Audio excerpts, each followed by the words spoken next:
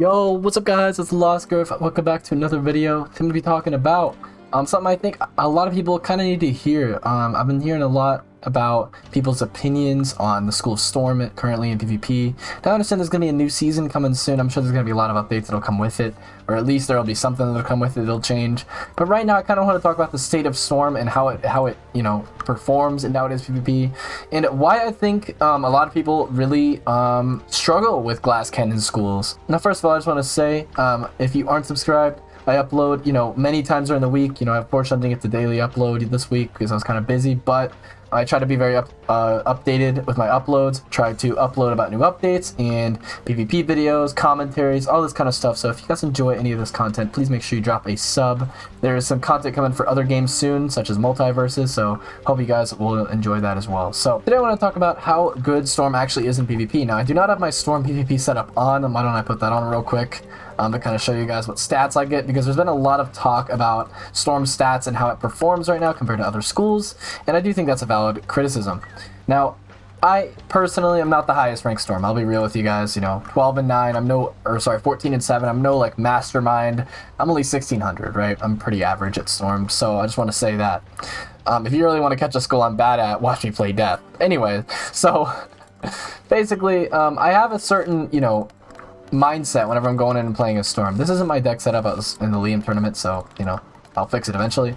But basically, one thing I've realized while playing this school is that it's extremely based on set shields. You'd be surprised why this is the strategy, because a lot of people are using Myth or Fire Mastery, but I've realized is that if you play the glass cannon schools defensively, it actually ends up working out better for you. Playing Storm Glass, especially with Merciless Robe, is really, really, really bad, in my opinion. Because even though you will get some success, even though you will be able to catch people off guard with Shrike and other offensive plays, playing Defensive Storm is just so much better than playing Offensive Storm. And that's just kind of how it is. Historically, I've noticed, as offensive schools have slowly gotten more meta, I've noticed that every single time a glass cannon school is meta, they're good because they're played defensively and methodically. Offensive schools and their best will always be the hardest to play over defensive schools, because right now, if you want to play Ice and you want to play a school that's consistently really easy to play, you don't really struggle on, and you basically take no damage playing, you're obviously going to gravitate towards Ice. I guess Balance is in a pretty decent defensive school right now as well. Like, I feel like a lot of people don't realize that whenever Fire, Myth, or Storm is meta, usually you play them at least somewhat defensively. There are some rare cases where, for example, with Salamander, people would just kind of Sally FFA, Sally S'more, just spam those hits, and it would work. But whenever it's, a school like Storm where you have to methodically take a good hit whenever you have one, whenever you have a lot of buffs, you're basically setting up a great Galvanic play the whole game so that you can Galvanic, have a shield up, maybe take bubble control with Stormman, and then send a Rusalka either through a shield or open, and it'll do mass. And oftentimes, even if you send it through a shield, it does as much as their open shad would do, because you're playing Storm. So I've noticed that if you set shield and wait for a good opening and have a bunch of buffs up, you get a lot more success on Storm than a school like Fire right now, who's really kind of needs some help in terms of like their overtime or basic strategies that they used to use. So I do feel like right now, packing set shields and Jin's defense on Storm is the way to play it. There's a lot of people, like for example Liam, who plays it Glass, and I can respect that. I understand if you don't think Storm is good for Glass, which is how it should work. I realize this in a lot of other games too, that whenever you play the most offensive and glass cannon-y setups, if you're already in offensive, just think of this in a basic RPG format kind of thing. If you're playing an offensive strategy in any game in any type of way, it's often really smart to not put all of your quote-unquote stat points or invest all of your gameplay single-handedly into offense. Sometimes it's good to put a few of those chips into your defensive stats and your defensive play style. And in this case, it's cards. I feel like since you have such, strong Pierce, for example, on Storm, and you have such strong hits like Rusalka, one of the better shads in the game, it's really good to just have a lot of shields and ways to counter the other defensive schools who will try to out-shield you, especially whenever they struggle to find openings too.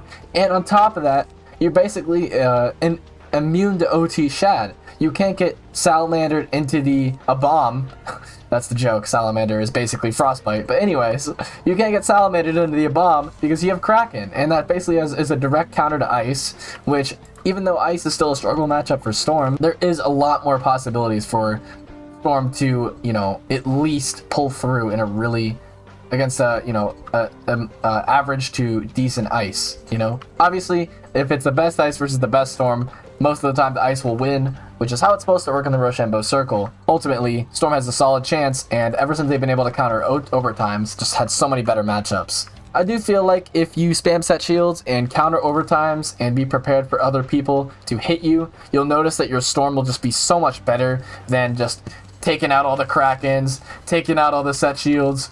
I'm just gonna Blade Galvanic and surely they'll let me hit them, right? No, like, you gotta play smart. You gotta let them give you the openings, like waiting for the overtime so that you can Kraken and then reverse the tempo, or waiting for them to blade too many times so you can catch and then have them wide open and unbuffed.